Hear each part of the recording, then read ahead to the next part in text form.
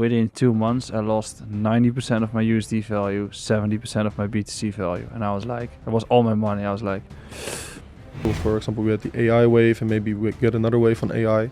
And then obviously you want to look at AI coins to start building your long positions on, because they will outperform the rest of the market. Like, you can have a monkey throwing a dart to a dartboard and they can build a portfolio themselves. That is not the hard part. The hard part is how you manage it. Since the challenge that I personally have with trading on a day-to-day basis is purely just basically fighting against myself all the times, like keeping my psychology in check, making sure I don't make silly mistakes, I don't let emotions take control, basically. Answering your question directly is actually, we think that in a year from now, like, bull market could be very much topping, so to say. But based on historical data, well, then I would say, okay, in a year from now we would see the top of the market, and I actually think somewhere around 40 or 50,000 Bitcoin, something like that.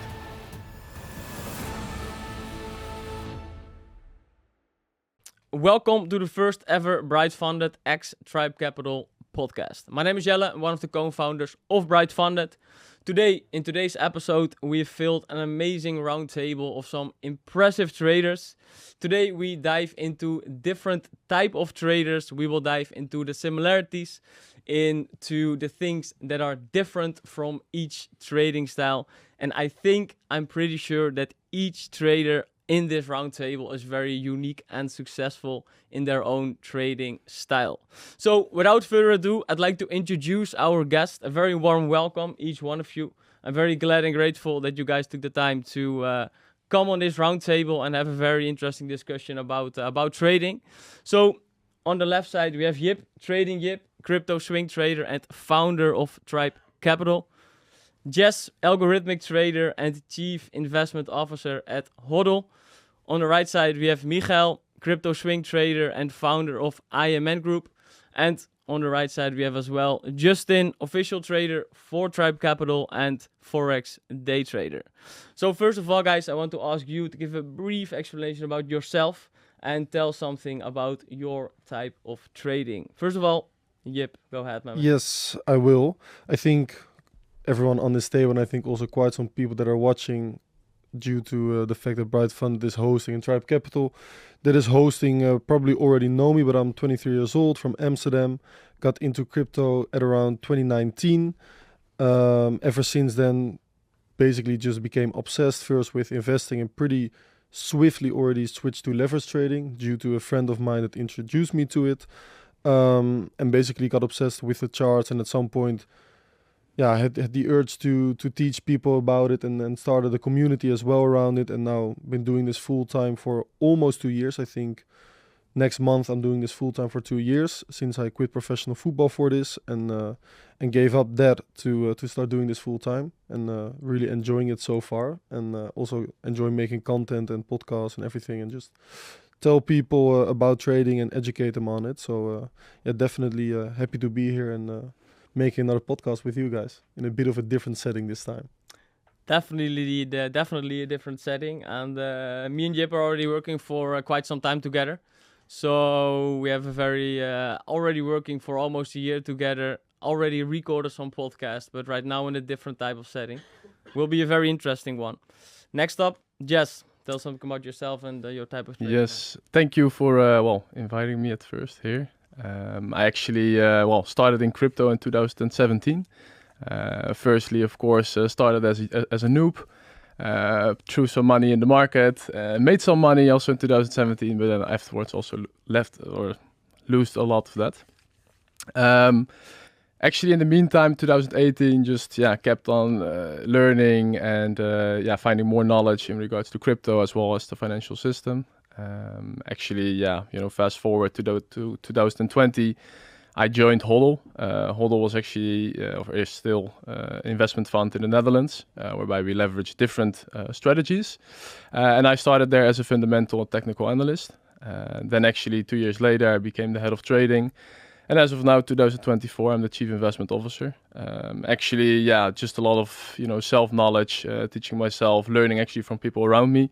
And I think that's, in regards to trading, something very important, because, you need to see what other people are doing. You need to learn what other people are doing and then actually create your own sort of style and what fits you. So yeah, that's actually where I come from and what it is for today. Great. Thanks, Jess. Looking at the right side, Michael, can you tell something about yourself as well, man?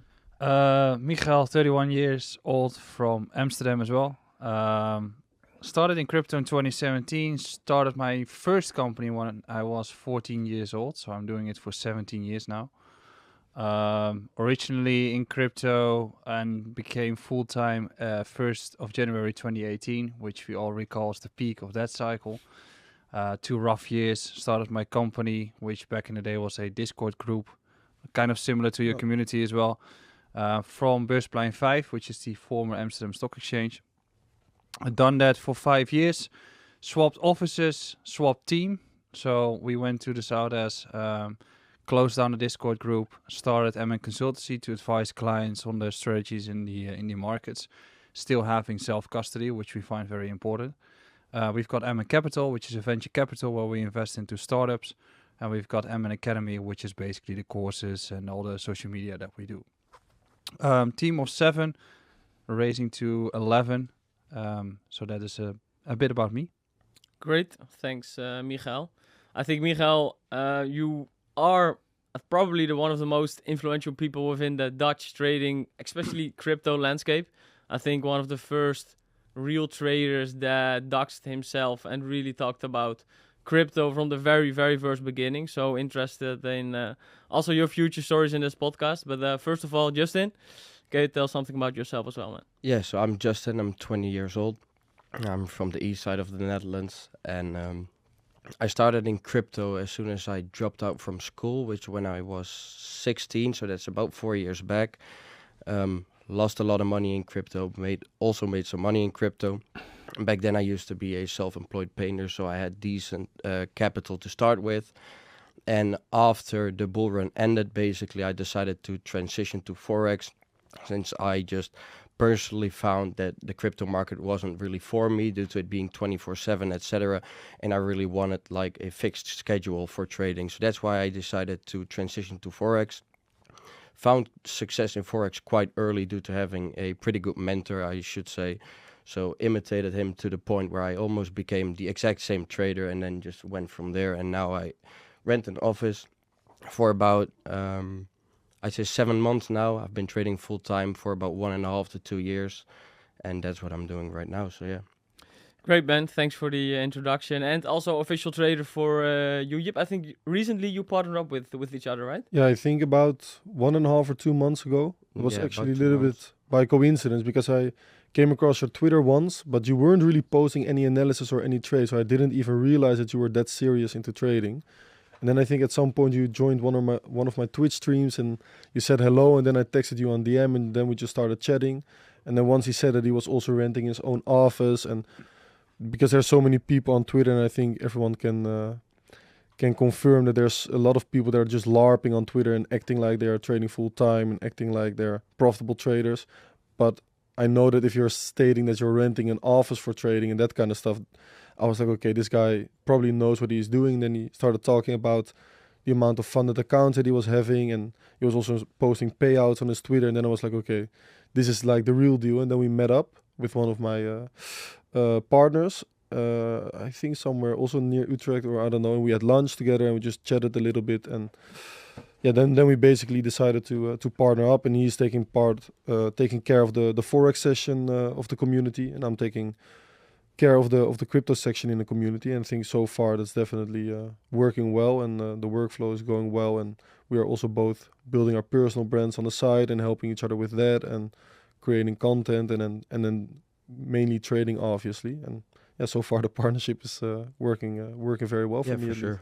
Great, guys. Great to see how these things sometimes play out. Yeah. And how you come together, because we already talked with each other, I think a couple months ago. Months back, yeah. Months back, indeed. Partnered up. Didn't really talk a lot, but still in touch with each other. So great that we're sitting next to each other.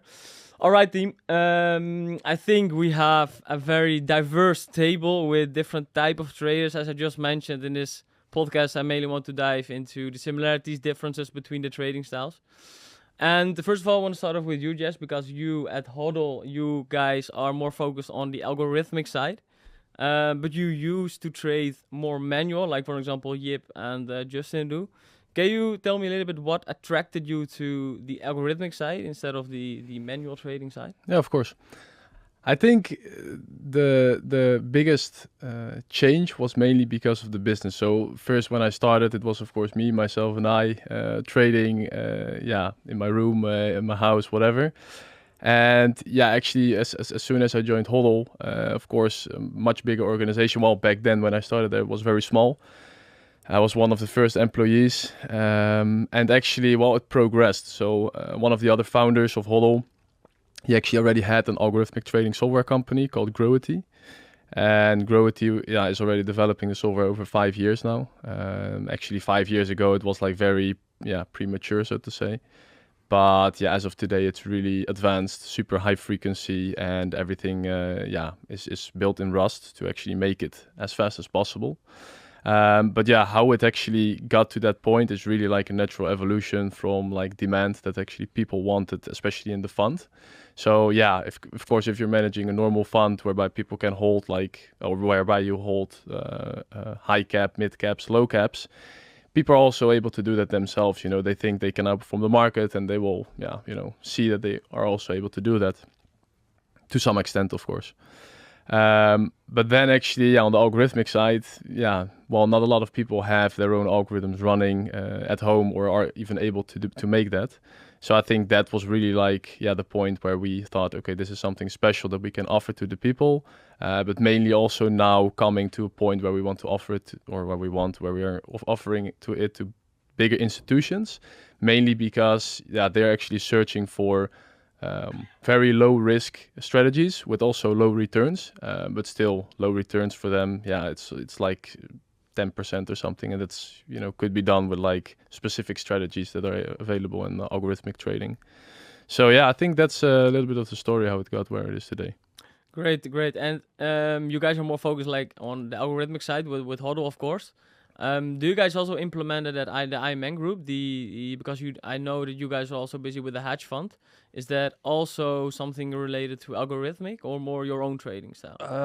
Well, we used to be working on a fund ourselves, but given that MiCA is coming up, we've got a lot of things to decide. So currently we're just a consultancy where we advise clients, but it's a very strict advice. So you could classify it as portfolio management. The thing with algorithmic trading is that at this point we do a lot of those things manually, which we can do in an algorithmic way. So it's more or less allocation-based trading, which means that if the markets puke outside of the boundaries, you start allocating more. Once it starts to go up and goes out of the boundaries, then you start to allocate less. That's pretty much the strategy. And from a fundamental perspective, you decide which narratives and which coins you want to invest in. So it's kind of hybrid, I would say. I used to be manual. We are now kind of this strategy. Automated entirely is just not where we are yet. We want to look at those solutions once we start to scale. But for now, it's just semi-automated, I would say. So you guys are definitely looking in two systems that are similar to HODL, or giving your own touch on it? I think it's more an asset management based approach. I'm not sure what the strategies are of HODL. Maybe it's kind of the same, but the emphasis is mostly on the fundamental research that we do. Crypto in general is becoming more complex, so it's not about trading it the best you could, but it's more about choosing the right ones to be in. I think that's also the approach a few of the... Yeah, I think for us it's also a combination between like fundamentals and like the algorithms then running that, because you want to, especially like we have different sort of strategies. One is really high frequency, generating a lot of volume and actually making use of the volatility within the crypto market. And that actually generates, on exchanges, gets you rebates. And also with every buy cycle, it gives you realized profits. So that's actually one of the algorithms. And then, with spreads of like 0.01 basis point, like very small.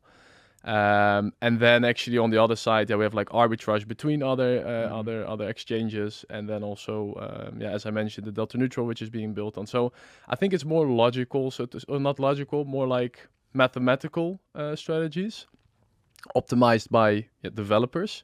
And I think what you're referring to is mainly like portfolio management, automated, rebalancing, all those kind of things. Yeah, it's mostly directional as well. Directional. So kind of like you said it before, is that clients can, like, you can have a monkey throwing a dart to a dartboard and they can build a portfolio themselves. That is not the hard part. The hard part is how you manage it.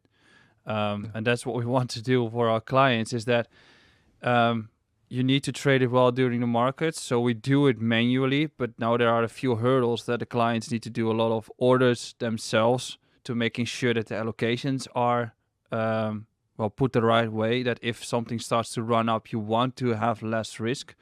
So we want to look into those solutions, but it's more or less directional. And a hedge fund is both ways, which in a consultancy is impossible to integrate, because if clients start to use futures, which is also not possible in the Netherlands, but if they want to do that, it requires a lot of framework to be built. Yeah, makes sense. So then you need to take it away from them. And right now we are focused on the asset management and consultancy part, and that is just self-custody mostly, and then it's directional and more asset management based. Yeah, makes sense, definitely. But I think from the IMN group and the HODL group, if I can call it like that, do you guys target the same clients, or is there a difference between it?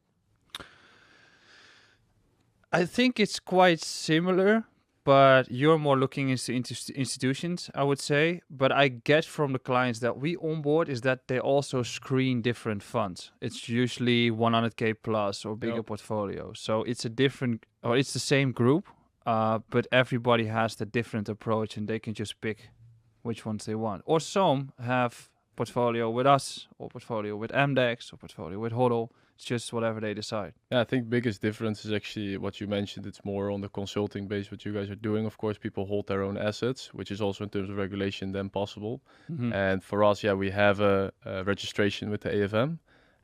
Plus, we're now going for regulation with the AIFMD regulation, which is then you become a regulated fund, and you're really allowed to offer it to anyone in Europe at least, and then also with no minimal amount that they need to invest. Yeah. So now indeed it's a minimum of 100,000. That people need to invest in the fund. Yeah, makes sense. So Definitely. you guys have like these strategies that you guys are applying onto the funds, and do you guys, with your personal capital, follow the exact same strategies? So for example, are you also running the algorithm on your personal capital, and the way that you are managing the portfolios, is that also the way that you're managing your personal capital? Or can I, for example, I can also imagine that you're taking slightly more risk with your personal capital. For example, when I compare to my community, I also have like this live tracker for the community, that they can track my portfolio and see the exact allocations in what coins I'm allocating what amount of money, right? But I know that that's not exactly how I have diversified my portfolio, because personally I'm willing to take slightly more risk, but I'm obviously not willing to let my members and the followers take the exact amount of risk that I'm taking on certain investments. So I'm pretty curious to see if you guys are also taking slightly more risk with your personal capital. Like the thing is, what you mentioned as well, is you've got the AFM, I've got my following, so people just want you to manage their portfolio. That's a unique factor of being on social media. When it comes to the strategy, the whole consultancy is built out of my personal strategy. So it is what I've developed from the previous years of trading with fixed take profit, stop loss, and just the way you guys are also trading. And then I said, okay, I've got a lot of things that I am missing here. So what can I do better that fits my lifestyle more? That created this strategy, and then we integrated towards the clients. But when it comes to my personal portfolio, of course, I go a little bit more crazy, which is also fun when it goes down. Then everybody on social media gets you. But I take more risk, but usually the type of coins that are in the clients' portfolios are also in my portfolios, but then in a different balance, which is skewed to the risk side. Which is also the last time I'm going to do it, by the way. Definitely imagine that. Indeed. I think that's looking at your clients and your personal capital. Of course, obviously you can treat it different. But for example, looking at you, Justin, I think the guys are more focused towards crypto. You're more a Forex trader, if I'm not mistaken. And how do you view, for an example, the algorithmic side that the guys are doing at HODL? Well, I think that's quite interesting, since the challenge that I personally have with trading on a day-to-day basis is purely just basically fighting against myself all the times, like keeping my psychology in check, making sure I don't make silly mistakes, I don't let emotions take control, basically. And I think that the algorithmic side of trading is quite interesting to me for that reason. It's just that I have absolutely zero knowledge when it comes to algorithmic trading, and even more of the mechanical side of trading. And that is also why I'm interested to hear you guys. And there's not much that I can elaborate on algorithmic trading itself, so I'm kind of just a listening ear right now to you guys. But I definitely think it's extremely interesting, since it's the exact opposite of what I do. So Yeah, it leaves very little room for error, I think. When you're Yeah. manually trading, there's just so much stuff on every single trade that you can do wrong. Yeah, with the algorithmic side, as long as the developers are doing their job. That's Yeah, the obviously. thing. Like the developers also Yeah. should not make a mistake in Yeah. that sense. So of course the algorithms can at one point go off or anything like that. Whenever I don't know limits are reached on the servers or anything like that, we had it before. But then it's the art to speed it up as fast as possible again, to make sure that you're not losing anything in the market at that specific moment. So there is still room for error, but not from a Yeah. personal point of view, because the strategy is the strategy, how it works and how it's coded. So that's and with strategies, what am I thinking when it comes to lifespan of a certain strategy? Let's say you develop this one algorithm that trades a certain strategy. Is it then more that after a certain lifespan, it just doesn't work anymore? Is it slight tweaks that you make to keep it in tune with markets? I think the biggest misunderstanding, what I had myself before, because I always traded also on technical analysis, and then checked indicators, and I was like, I need to automate this, right? I get specific parameters, specific levels, then my trade goes in, and then a specific parameter goes out. But actually, the strategies that we're running has actually very little to do with technical analysis. Because it's all based on logical algorithms, to say it like that. Because it's based, for example, on how fast it is, and how big the latency is between the exchange, and all those kind of things, to make sure that you can run, for example, a grid from a specific level to another level, and then within that grid you're going to trade as much as you can to generate a lot of realized profits plus rebates. So your goal is a lot different. Your goal is not per se to open a trade and to close it at a profit. No, your goal is to actually generate profits while the market is actually moving. And it does not matter if it goes up or down in that sense. Yeah. So it's a different sort of approach. It's not per se an in and an out. It's more like, the market needs to move. Let's put it like that. Yeah. How does that compare to, for example, your trading style as a Forex trader? Well, completely different, of course. I'm not sure what is it. Delta neutral trading? That's not delta neutral, but the delta neutral is indeed. Let's say you put open, you buy Bitcoin. Well, I'm in crypto, so you buy Bitcoin, and then you hedge yourself on a short position, just ×1, and then you actually have a neutral position, so you have no risk, and then you actually earn money on the fee rates that you actually normally pay when you open a short or a long. And then you get paid by that. Plus, you can then enhance that by also working with options and all those kind of things. But that will get more in depth, and that's not me personally trading that. That's more on the quant side of things, because they're calculating what is the fair price, and then based on that fair price, they're using the inefficiencies within the market. So if it's overpriced or underpriced, they're using that actually to their advantage, because they calculate what is actually the fair price. Yeah, So, okay. but that's a lot of mathematical, and these guys all studied econometrics, and that's quite Most difficult study. it's very difficult. Exactly. But how does that compare, for example, to your So basically, all I do on a day-to-day basis, as soon as I wake up, is I try to determine wherever I personally think price goes, and then it's simply just trying to be more right than wrong, obviously depending on risk to reward. But when I start the day, basically I wake up, I trade certain sessions, so I look at the weekly outlook in terms of news, etc., and then I determine which sessions I want to trade. So before I start the week, I already know which hours are my trading hours, basically. So that way I just sit behind the charts. If I see things I personally like, and that is what's extremely different, it's completely just my opinion. And obviously there's technical things that I take into consideration, but it's basically completely discretionary. And the thing is that I just enter a trade, I have a fixed stop loss and a fixed target, and then I just have to be right more often than not, basically, to be consistently making profits. And I think that's what's most different compared to, obviously, the algorithmic side of trading and stuff like that. So yeah, it's really just the discretionary that gets involved. And I think as well, like, your goal is to make as much trades as possible, I think, with the algorithm, also to make like the highest volume possible. And I think we always preach, and probably Michael as well, when you're manually trading, that it's probably quality over quantity, and that you should only maybe take, I don't know, 1 or 2 trades a week. And on the other hand, you guys are probably taking millions of trades a day, maybe. Yeah, that's actually true. So I think, when we are looking at the biggest difference, I think that's probably the biggest difference. Yeah. Is it also what you think is the biggest difference, Michael, looking at the amount of trades? Yeah, we are in between with the consultancy, which is that we've got a fixed strategy that we apply to our clients. Some clients that are bigger clients have a weekly strategy, so they do sometimes a few hundred trades a week. But that is already decided by the mathematics that we do.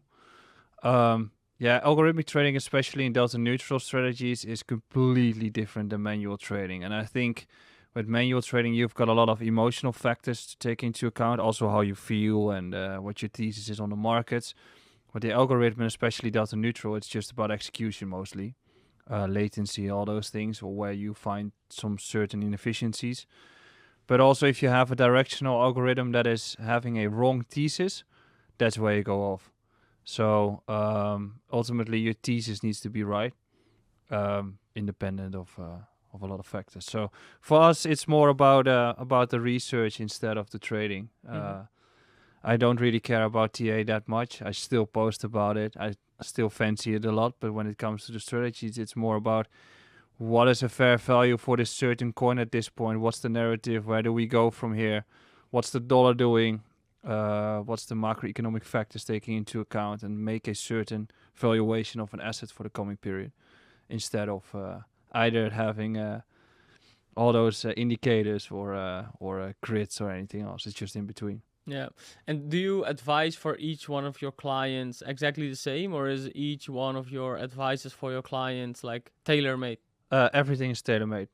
Actually, we've got a whole database of coins that we want to integrate, and the clients can choose whichever segments they would like to invest in. Of course, we advise what we think is going to be good. Like, we've got different groups of clients, and with certain groups, we advise it for them, and we can shift within a week or within a month. And then we have to do a lot of research on sexes and dexes on which coins we would like to have in there, because there's a big difference between the two groups. So everything is tailor-made. Depending on which level you are, the more tailor-made it is. Yeah, and what kind of levels do you identify? As in? In the product groups. Well, we've got like which we call digital asset management, which has a rebalancing every quarter. That is tailor-made in certain segments and risk profiles. We've got 4 different risk profiles. So that is just set every quarter. But when it comes to the elite clients, which you need to have at least 300K to get into, you're sitting with your consultant every week or every month. And then you can rebalance all the time and make it tailor-made. So for those clients, we work with DEXs because we are just hands-on working with the client ourselves. So that's the difference. It's just, for us, it takes a lot of hours to build a portfolio, and to make it work, it's a different group and a different portfolio that we work with. Yeah, definitely makes sense indeed. And you just talked about like looking more at the fair value price of certain coins. How do you guys do that?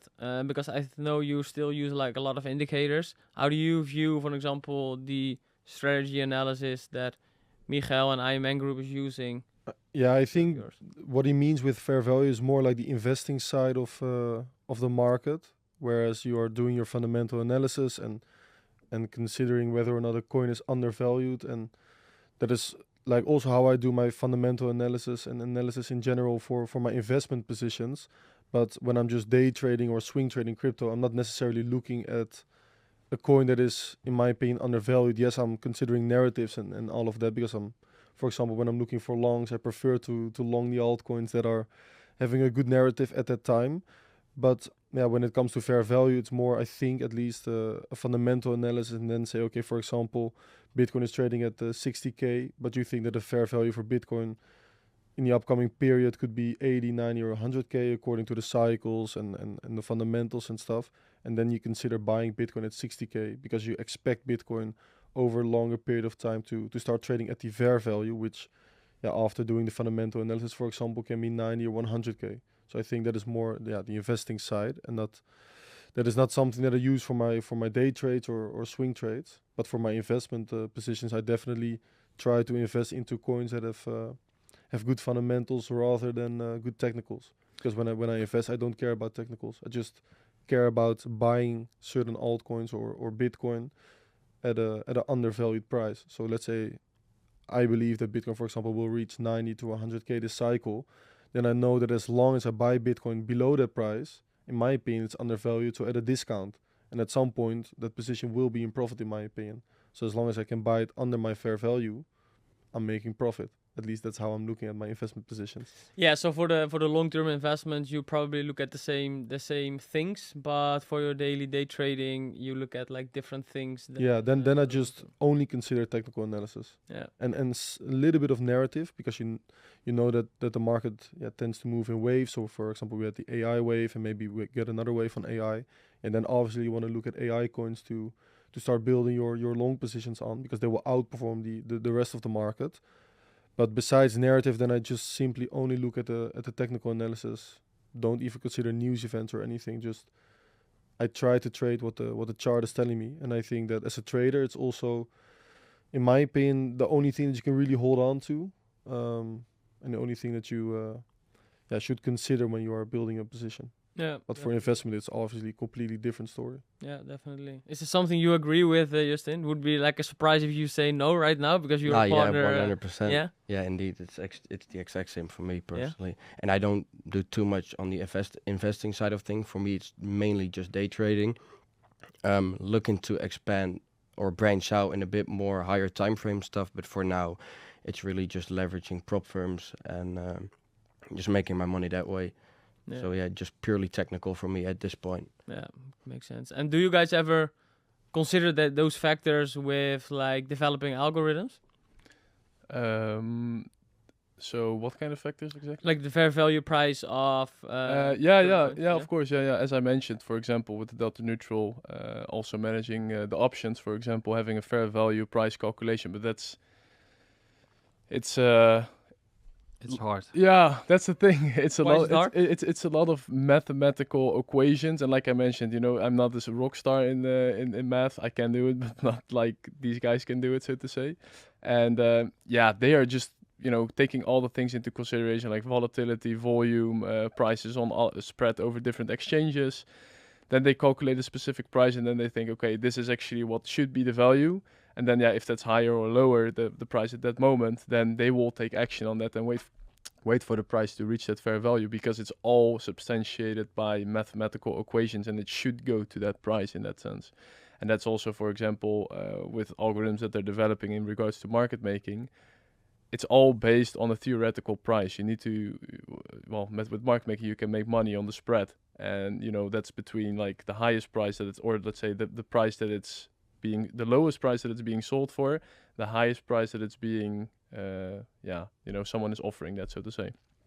And that actually in between that, there you can make a profit. And then you need to calculate, okay, what is in between that a fair price evaluation. And I think that's why it's, so important to have people that are in that case, very strong in mathematicals, because otherwise, you're not able to do that. Yeah. And I'm also very curious actually for Michael, like what kind of factors, you guys are using in regards to the fair price evaluation. You mentioned, of course, macroeconomics, to see like, okay, what kind of influence can it have, but also just curious to hear.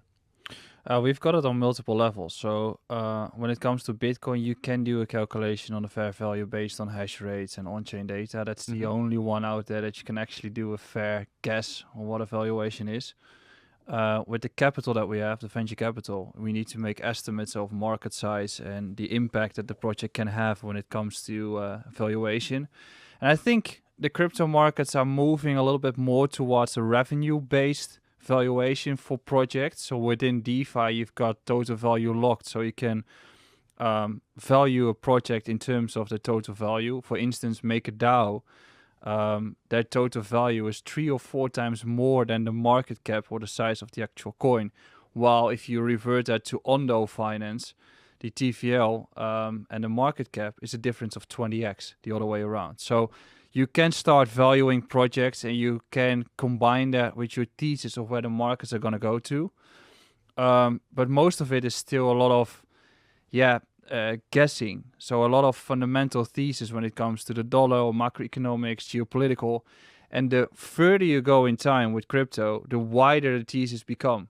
So the margin of error becomes bigger. But when we go into short term, for instance, with your investment thesis too, is that if Bitcoin is still undervalued at this point, and our thesis is that Ether is more undervalued, we invest heavily into the Ether ecosystems based on revenue generation. So, for instance, Aave or Aevo, all those projects, and start from there. And I think in the future it becomes way more data-driven, and it becomes easier to define these metrics.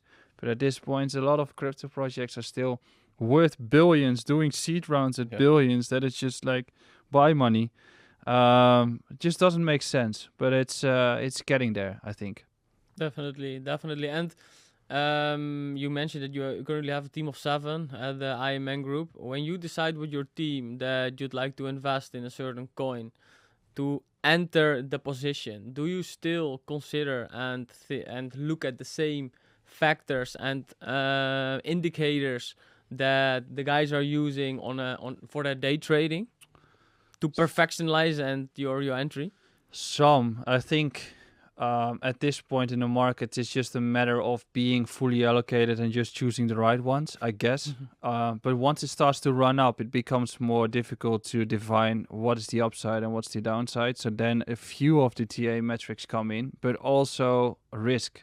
Everything surrounding risk and volatility comes in, or data surrounding these two indicators.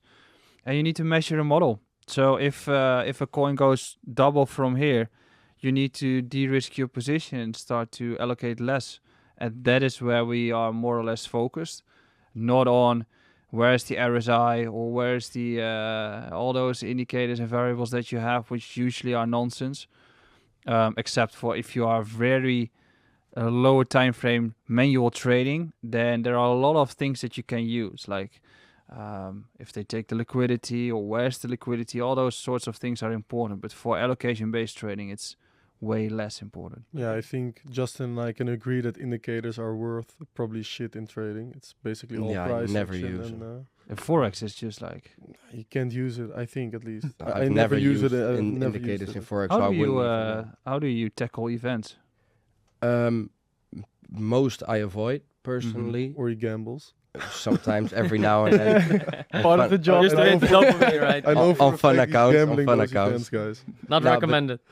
Mainly when I'm already positioned, so I don't enter right before red folders or news. I typically avoid them, but when I'm already positioned, I just try to determine what a logical pips move is in amount of pips that it would move to either side based on previous events, and then I would determine if it's worth for me to hold the position or cut it, and take into consideration what the slippage with spreads, etc. could be.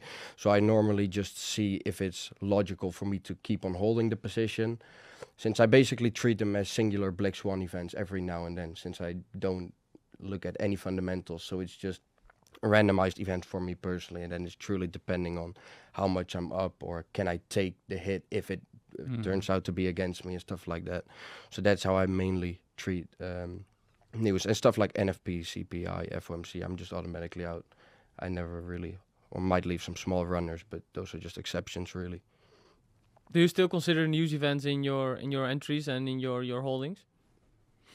Well, specific events, not really.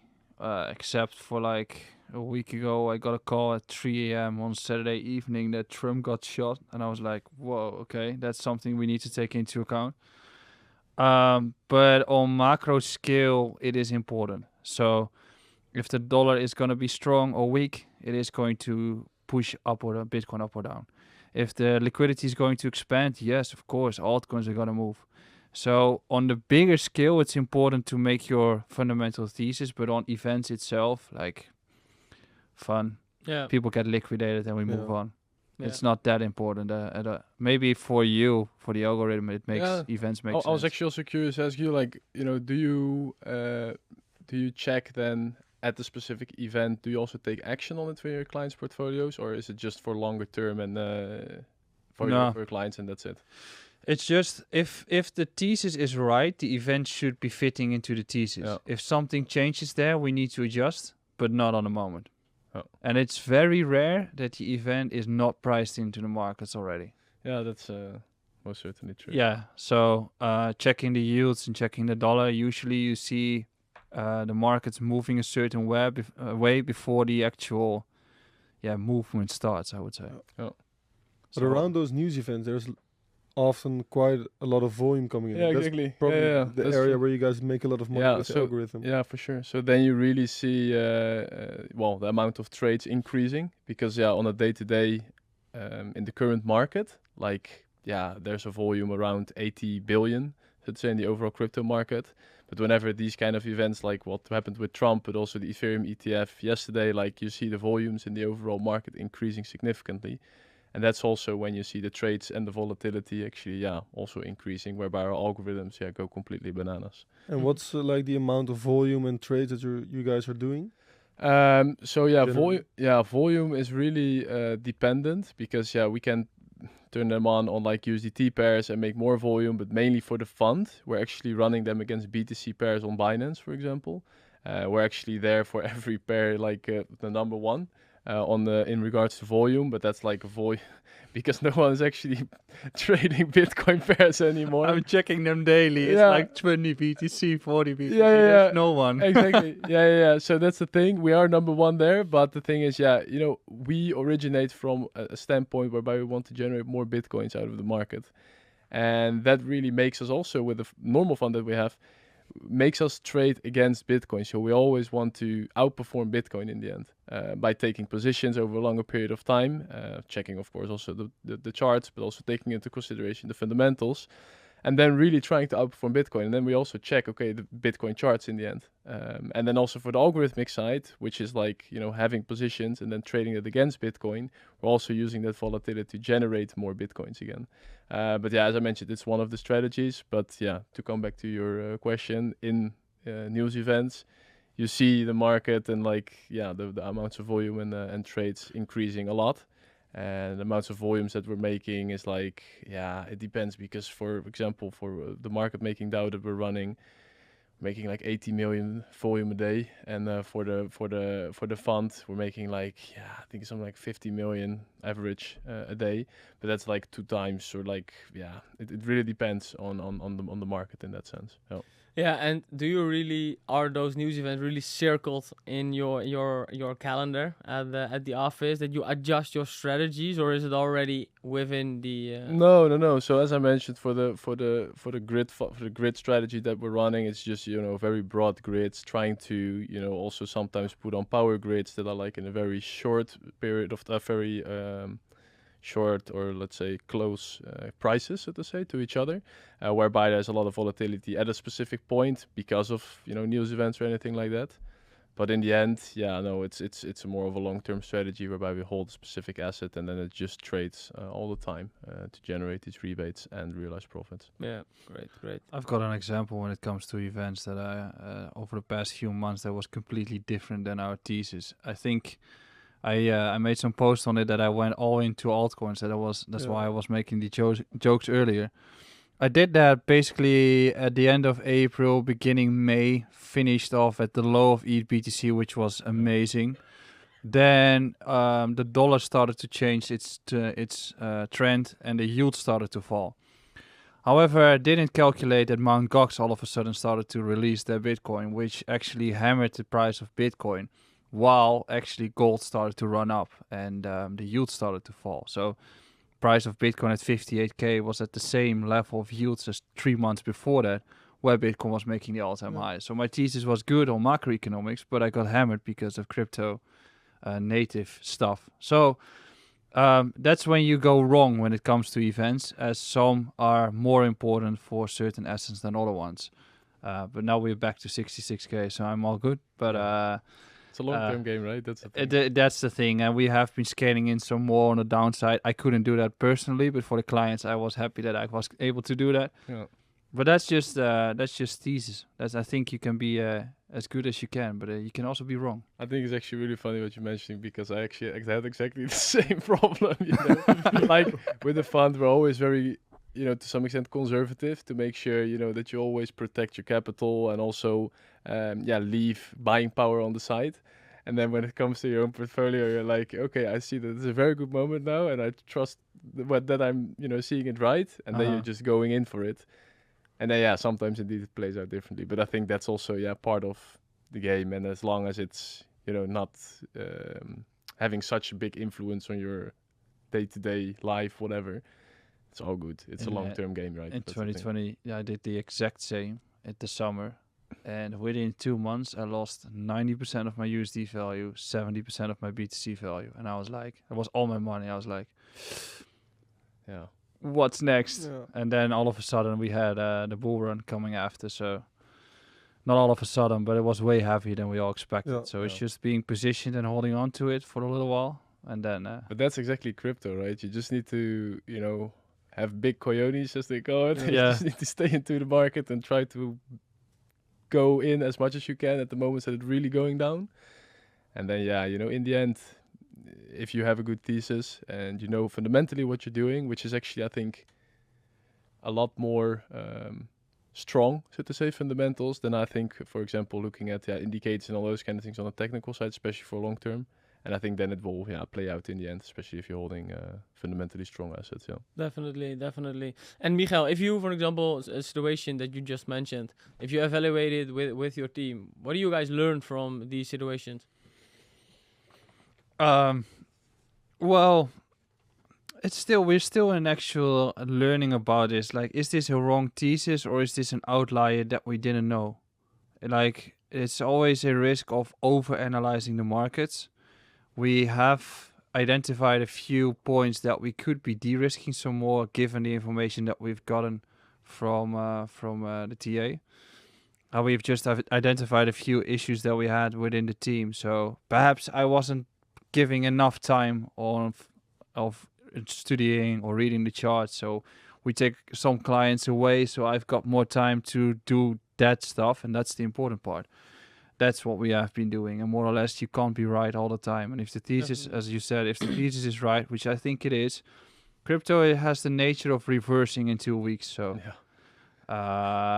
in 6 months' time, and that's usually all the time frame that we look for, it's going to be way higher. So I just take it. This time it's not all my money, so I'm all good. When we're talking about way higher, I'm just curious to know, like, what are your targets? What are your targets for Bitcoin and the market in general? And also, time-wise, what is like, the time where you think the market should be topping? I'm pretty curious to know, since you guys are playing with the big money as well. We want to follow the institutions, obviously. So I think it's always, you're trying to guess something based on historical data, right? So especially if you look at, for example, timing, well, the cycles happen with specific,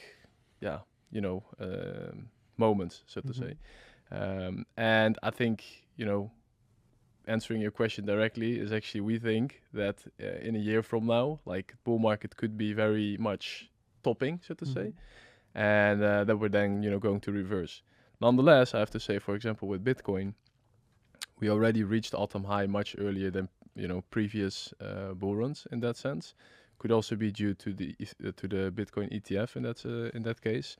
But in the end, it's all about, there's now more availability to institutions that are able to buy Bitcoins, and longer time progresses, the more of these institutions are going to integrate it in their portfolios. So then also cycles can go look different. But based on historical data, well, then I would say, okay, in a year from now, we would see the top of the market. And I actually think, somewhere around 140, 150,000 Bitcoin, something like that. That's it. all right. And Michael? Yeah, well, I've got a nature of being on the other side of the table. Actually, I am at this point. Literally, yeah. I think that I've been to ETC 2 weeks ago, where a lot of Web2 founders are having a bias of building something for 10 years. So I think that the 4-year cycle is going to go away. Maybe this is the final one, but it's all about liquidity. It's all about institutions instead of the halving. So I think that's going to go away. It's going to be a narrative-based approach as well. And through that and what we've witnessed the past 6 months, I think the whole market is super undervalued and that we are in the .com type of bubble for crypto. Where do we go? I think depending on geopolitical and macroeconomic factors, I think we're going to have a longer cycle. Slightly longer, I think, going into 2026. Where are we going? Well, to be fair, ETH is super, super undervalued at this point. The ETH ETF went live. The amount of issuance of ETH for this year is approximately 160 million USD. The net inflow of ETH ETF on day one was 110 million. So the amount of issuance is already bought up in one day. That says a lot. And I think with the institutional demand, we can push up way higher than we expect. What do you mean with issuance, if I may? Well, the Ethereum ecosystem burns and generates ETH themselves by the ecosystem. And they have a deflationary component. So the more that it's being used, it can actually go negative, if I'm saying it right. They used to be at like 5% a year, and it's less now. So the amount of ETH created additionally this year is 160 million USD. The amount of money put into ETH through the ETF is 110 after one day.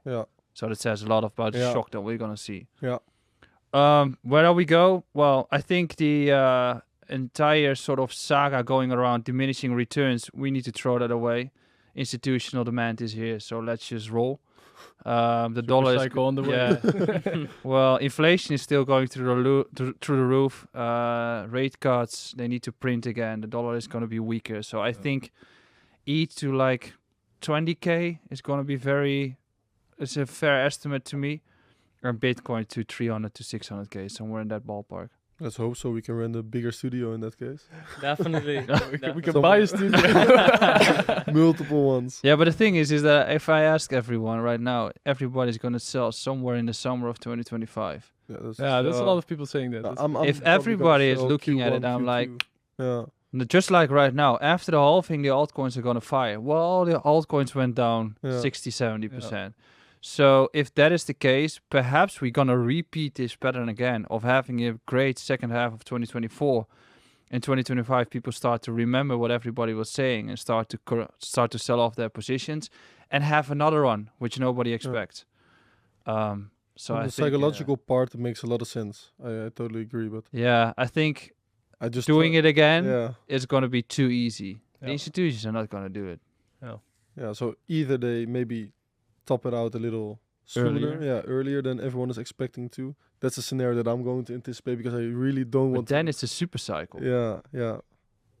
If we top earlier and have a bear market over a year and then go up again, it's the super cycle. It is. But therefore, it's also very good, to keep all those factors, especially on chain, in sight, because you can say at this point you can make an estimate where it's going to go. But especially at that point, you need to reevaluate to see, is there a lot of outflow in Bitcoin towards stable coins, and are the stable coins then converted back to normal fiat currency? And then you actually see the outflow of the market, and if that's happening, then you actually know that people are leaving the market because of specific reasons, could be macroeconomic or whatever.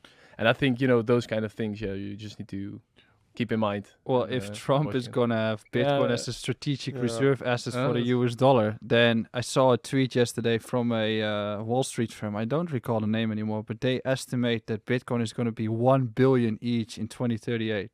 Would be nice. But the thing is, can you buy with the dollar is not going to be worth anything by then. But it's just the amount of interest through institutions is way bigger than everybody retail on social media. It's just, you can throw away all those estimates. You can just do it. So the last time on social media, everyone was expecting it to be way longer, and it didn't happen, and now everyone is a little more conservative. Like when I look at the influencers, indeed everyone is saying like it's probably going to be Q1 2025 that we're going to top out, or maybe even Q4 2024. So maybe this time it will have a reverse effect, and instead it takes a lot. Yeah, it's definitely. I'm not ruling it out of the question. People I'll- have PTSD. Yeah, that's I It's have the same as PTSD as well. it's the same as the Corona crash. Everyone was saying like we're gonna have lower levels to buy Bitcoin back, and then the Bitcoin ETF came and it just went up and it went up, and everyone said, yeah, it's gonna come, and it never came. Yeah. Yeah. That's it. just the thing. And do you, Justin, do you still these Bitcoin expectations and forecasts? Do you guys also look at that on the Forex side and still take that into consideration with your strategies? No, it's completely separated. Obviously, with my own capital, and probably most Forex traders I know still dabble a little into crypto on the side. I like to go sometimes on the degenerate side of things, couple shit coins, couple stuff like that, just for fun, basically. And I dabble into that every now and then, but I guess I could say the more mature side of crypto, I don't really look at all anymore. Definitely not. No, I completely detach myself. But do you from still that. do you still trade crypto, or is it like mainly Forex? Every once in a while, Mhm. extremely rarely. I think it's like 3 to 4 plays a year potentially, something like that. It's like longer term holds. I held Solana for quite a while this cycle, and I think that was the only one actually this year that I played so far. So I extremely rarely. Yeah. And how's your daily your day trading strategy on the Forex side? Just in a brief summary, looks like. So basically, I normally just use typical range trading, just price ranges, but also time-based ranges. So that can be either session highs and lows, the previous daily highs and lows, previous weekly highs and lows, and I just treat those as my key levels, and that's basically my whole strategy, just mapping out time-based levels, and then just seeing however price develops at these levels. And if I see what I like, then I might take something, and if I don't, then I don't take anything. Yeah. So it's literally that simple. I just have a couple key levels mapped out that I map out every start of the week, start of the day, whatever, basically. And then the rest is just discretionary confluences, stuff like PO3 and 3 drive, stuff like just simple stuff, really. And what is quite interesting about Justin, because I already know how you manage like your funded accounts, and I don't know if you guys are both familiar with prop firms and funded accounts, but maybe you can elaborate a little bit more on prop firms and funded accounts in general, even though I think that the people that are watching probably know what prop firms are, but maybe explain a little bit how you leverage those funded accounts, and also especially how you manage them, because I think the way that you manage this is Yeah, so pretty, I'm not sure if you two guys are familiar with prop firms. Yeah. Yeah, so basically, I have, let's say hypothetically speaking, you have 10 funded accounts. Then what I do is I apply basically like kind of a martingale strategy when it comes to risk. Since obviously when you're in drawdown, you're not really risking anything, but when you're in profit, you're risking actual money. So what I do is I split them up into baskets, 5 different groups of 2 accounts. And then whenever I go on a double losing streak, so I lose 2%, I just risk fixed 1% per position as well. So when I go minus 2%, I add another group to the copy trader basically. So that basically for every win that I have, I get paid on at least 2 accounts. So if I have 2 losses and I get another loss and then a win, since also what I should mention is that every trade I take yields me around 2% profit. I'm always in like a 1 to 2 R position. And that way I basically get paid for every win. So in bad times, let's say I have 5 losses and 1 win, then I still get paid for the month, and that just helps me a lot psychologically. Basically also getting paid when you have like a negative month, and that is basically how I leverage prop firms and manage the accounts. And I think that's something that prop firm traders in general kind of overlook, like the account managing part of things. They just throw it all into one group, risk a fixed percentage, and then they're like, okay, I might go minus 3%, but then they have to make their drawdown back, and then mentally it starts to get a lot harder.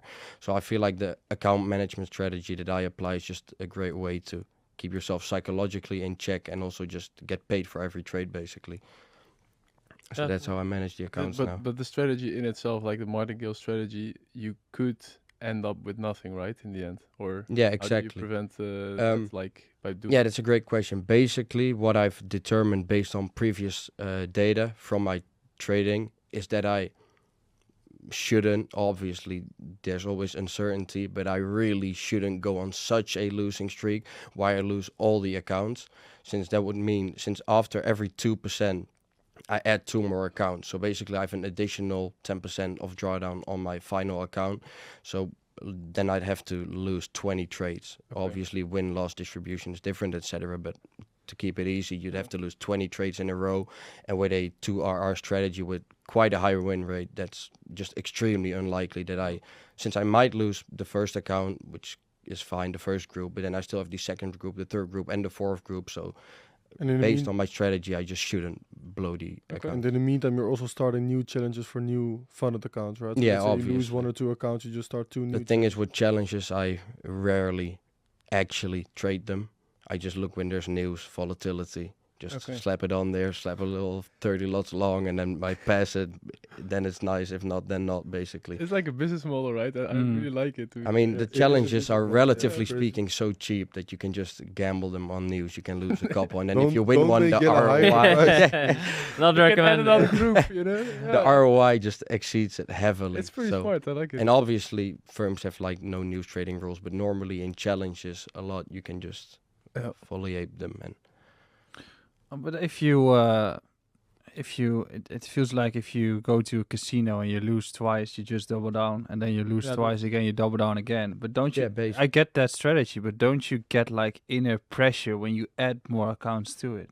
Because there's also more money from yourself on the Yeah, line. of course. I think that is mainly, But it is No. not your own money, right? That's the thing. yeah, that Yeah, you I have to think- pay the yeah. evaluation fee, so that's Yeah. Once you get a first payout, then Yeah. the account is basically risk-free. indeed. Yeah, so you pay like $500 for a 100K account, and if you make, generally speaking, 15%, you pass the account, and then every profit or all the profit you make, you keep 80%.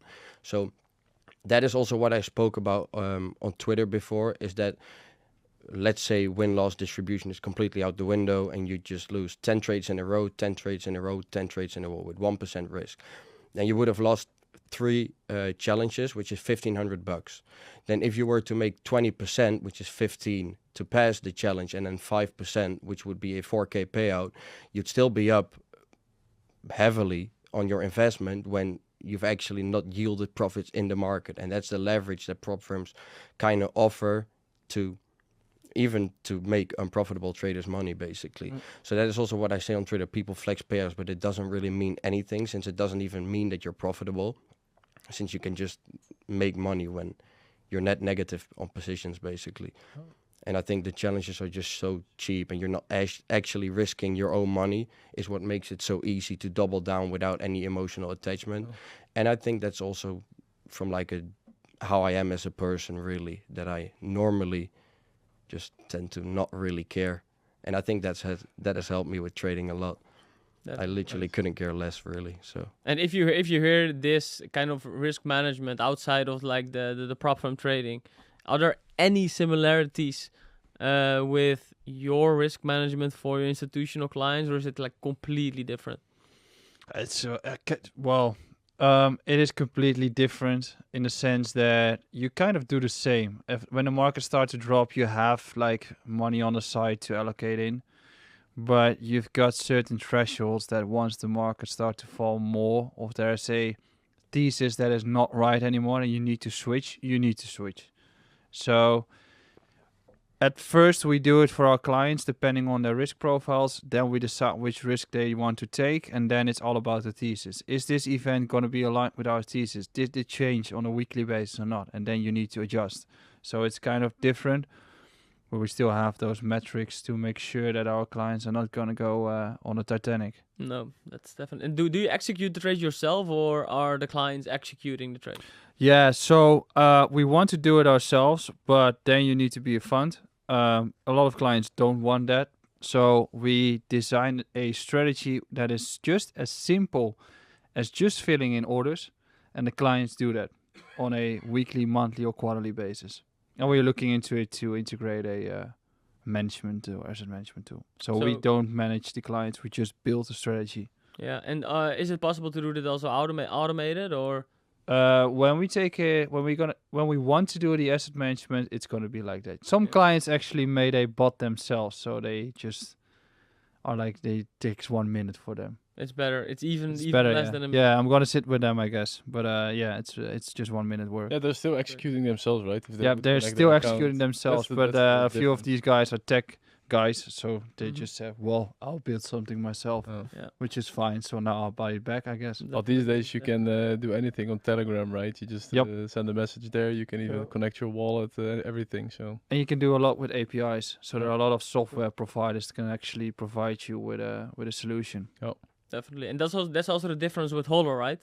With HODL, you basically invest in the fund, and you don't have to execute anything yourself. yeah, exactly. Yeah. So we take so it's mainly people that have like a business on the side or anything like that are busy and do not want to bother. They just think like, let me just put it somewhere where I trust that the funds are handled well, that it's safe, that it's custodied by themselves and in a safe way. That's the most important for them. And then, of course, then on top of that comes the management of, different assets based on fundamentals, technicals, algorithms, whatever. So indeed, that's the difference, yeah. Yeah, definitely. And looking at risk management, I'm pretty sure you have a pretty sophisticated risk framework with HODL, as there are like a lot of funds involved. If you look at, for example, the risk management framework of Justin trading props, how do you see that? And same question to Michael, to you. Are there any similarities or as well completely different? Yeah, well, at first I have to say that a strategy like that, we can Mhm. sort of not do that for our clients, so to say. But what we generally do is a lot of things that we take into consideration, mainly liquidity. So whenever you size, whenever you get bigger, it's of course important that people, whenever they want to step out of the fund, they need to be able to get paid out. And if you need to liquidate something for that, you need to also be able to do that. Because if you're in like a small cap coin with very low liquidity, and you need to sell a lot of your position and you influence price by 50%, then people are not going to be happy when they need to step out. So those kind of things, liquidity is like a core metric of the risk evaluation to make sure that we're able to pay out clients whenever they want to step out. But also when big clients come in, you also need to have a specific plan to distribute it over your overall portfolio, because otherwise, you're very heavy in one coin, which is mainly going to be Bitcoin when you step in. And then you need to distribute that again over all your other coins.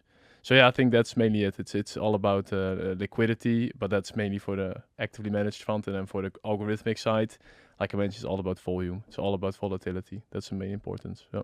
All right, makes definitely sense. All right, guys, I think we're more than an hour in. I'd like to wrap it up a little bit, but first of all, one of the final rounds. Yep, as we talked about, like institutional trading, retail trading, where you guys more are involved. What do you think are the biggest differences and similarities between the more institutional side, as Michael and Jess are involved with the retail side? What you guys do?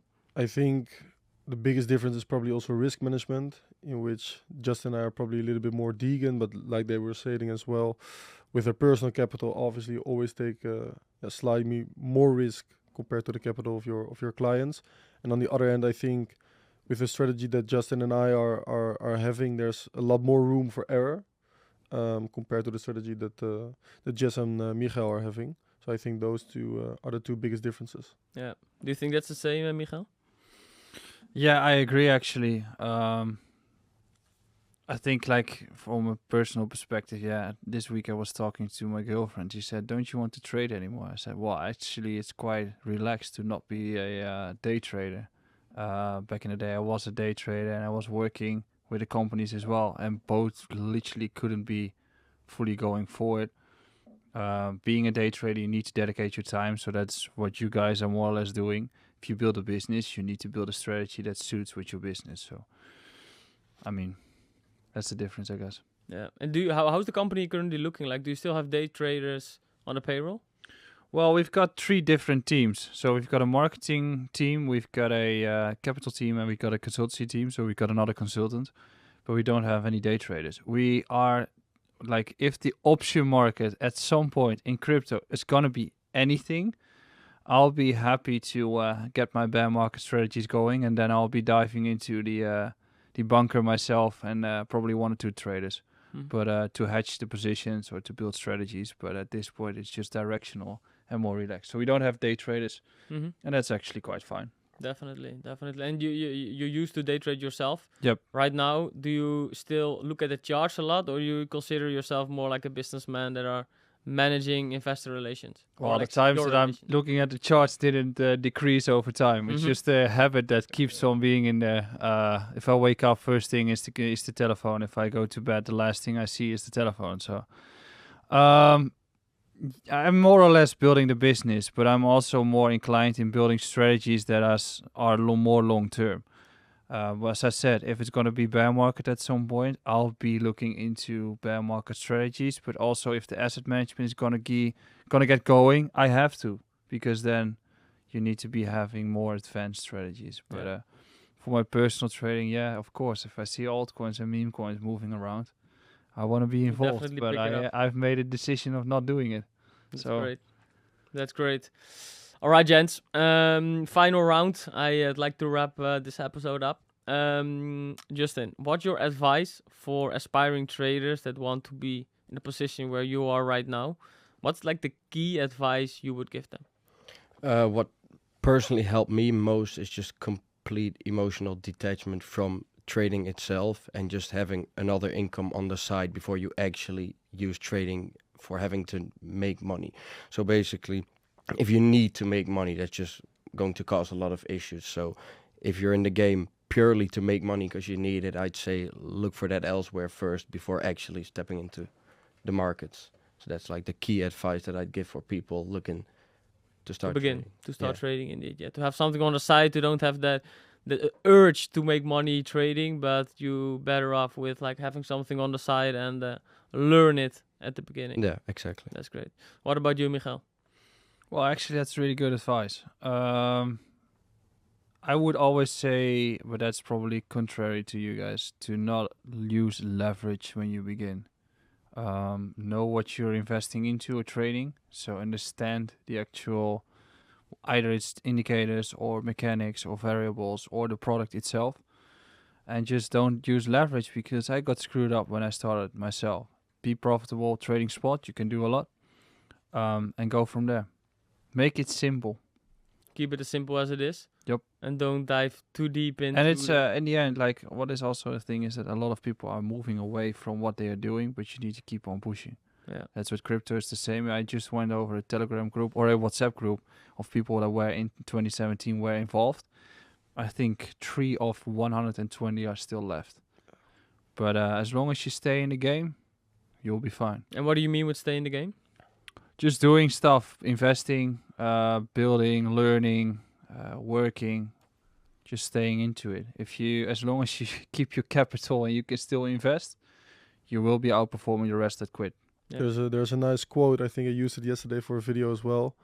I think it says, being consistent doesn't guarantee that you will be successful, but not being consistent will guarantee that you will never be successful. And I think that also comes down to trading and investing in that side of the space. That consistency is definitely something that if you want to make it in the space of trading and investing, without consistency. Is that also your key advice to aspiring and beginning traders? Yeah, if I would have to finish up this episode, I would finish it up with the quote. With a nice quote. Yeah. Great. Then final word is for you, Jess. Yeah, to be Anything fair, to I add? cannot Anything agree to add? more. It's like he took the words from my mouth. I was really like consistent. You really wanted to say that. I wanted to say it, but he was before me, but it's all good. And I think, looking at my own journey, that is still the biggest thing that, drives it forward. Even if you lose, it's possible, right? Yeah. You can lose 90%. I mean, myself, 2007, 2018, lost everything. Yeah, the thing is, you need to keep on going. You need to build a solid strategy that you believe in. Maybe the core advice from my is maybe they're not consistency, but maybe believe. Believe in the things that you're doing, substantiate it with, data, fundamentals, people around you that actually can help you or teach you anything that's needed. And keep doing that. And also to some extent, don't hesitate whenever you think something is not working to also believe in the fact that you need to change, which is also a part of it. So I think that's a great final word. Yeah. All right, guys, I want to thank you for being present at the first ever episode of the BrightFunded X Tribe Capital podcast. I think we had identified some similarities, differences between the different trading types. So I want to thank you for that. Hopefully you enjoyed it. I want to thank you guys for listening to this podcast, and hopefully we see you at the next one. All right, bye-bye.